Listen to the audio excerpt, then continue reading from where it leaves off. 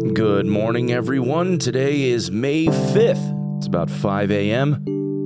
Feeling a little froggy in the voice, but hey, it's because we just rolled out of bed. You ever sit back to yourself and wonder, I wonder how many countries in the world have access to Steam, but not PlayStation Network? Well, friends, I have that answer for you. It looks like this. This would be the list of all of the countries in the world that have access to Steam, but don't have access to PSN. If you're wondering why that is, it's because Sony, in their vast knowledge, decided that this morning, well, really yesterday, about 11 hours ago, was going to remove access to all of the countries that had access to Steam, but not PlayStation Network, because of this new mandatory requirement that they have for Helldivers 2. And while, yes, when the game launched, it did require that you need access to the PlayStation Network in order to be able to play Helldivers 2, at no point during the launch of Helldivers or up through till about now did Helldivers actually make that requirement mandatory. Yes, you saw a pop-up that you could skip past and it never reminded you ever again, but now, in case you haven't been paying attention, Sony Online Entertainment decided that they were going to make everyone have a PlayStation Network account. Otherwise, they will no longer be able to play Helldivers as of the 4th of June. And if anyone lives in any of those countries that I just scrolled through, you were able to play Helldivers for the last 2.5 to maybe 3 months. However, after the 4th of June, you will no longer be able to. Add to that the additional hurdles of age verification being required in the UK and in Ireland, and you can understand why the reviews going into this game right now are overwhelmingly negative. Now, of course, the question begets, is there anything that can be done about it? Well, according to the lead CM, Spitz, who was kind enough, at least, to realize his big screw-up earlier on in this debacle and ended up kind of retracting his statement and doing a bit of a mea culpa, which is good for him, he ended up saying that there was some internal discussions ongoing inside of the company where they're trying to get Sony to sway their opinion. That was yesterday. Today, it seems as though Sony has decidedly doubled and then tripled down on this, and they're forcing this hand. But the biggest question remains, why? Why would they end up doing something like this? This has never been done in the history of PlayStation Network. They've never really required any of their online-only games, save for Final Fantasy XIV, to have an account like this for a game that's been this open, especially one that has been shared so widely with Steam. Now, of course, if you're like me, you're asking the big question. Why? Never before has anything like this occurred with PlayStation Network or Sony Online Entertainment. Not even Pirate Software and his team have been able to find anything that has been this heavy-handed with Sony. Helldivers 2 averages somewhere around 110,000 concurrent players at any given time during the course of the day.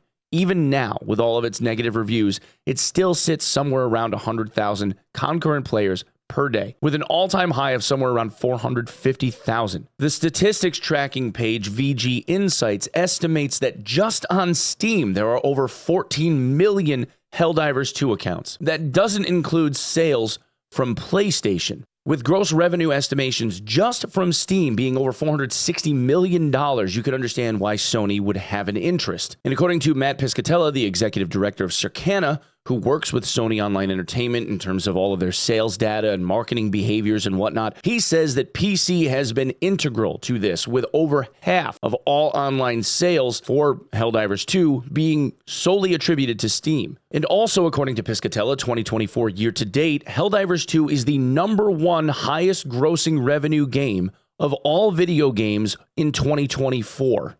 That includes Nintendo, PlayStation, Xbox, and Steam combined. That is a lot of revenue.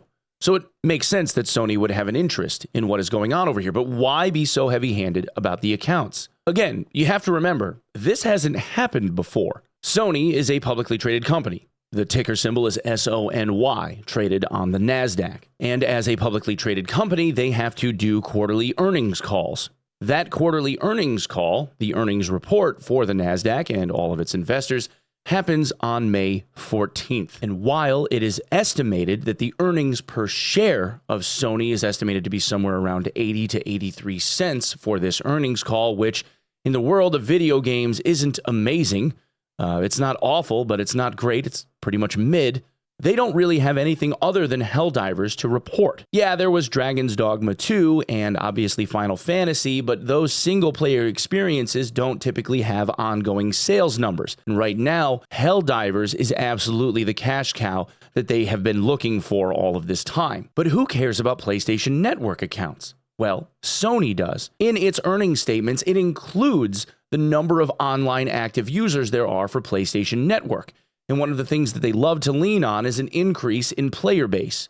If they can directly track that by PlayStation Network account creations, you can see where this is going. However, by some estimations, it seems that they're doing that at the expense of about 30% of their player base. It goes without saying that just that alone, you could understand the animosity that the player base is holding towards Sony right now. And Arrowhead is on the side of the players in all of this. They're trying to get Sony to change this because Arrowhead is being taken to task for having developed a game that Sony is strong-arming its way into ruining for all of the people playing it. And if that wasn't enough to give you apprehension over it all, there is still the issue of 11 or so data breaches, major data breaches, to the tune of over 100 million accounts worth of player and employee data that has been stolen between 2008 and 2023. Just 7 months ago, as a matter of fact, was the last major report. If there has been a silver lining in all of this, it's that some people at Steam seem to be taking pity upon the Helldivers player base, and anyone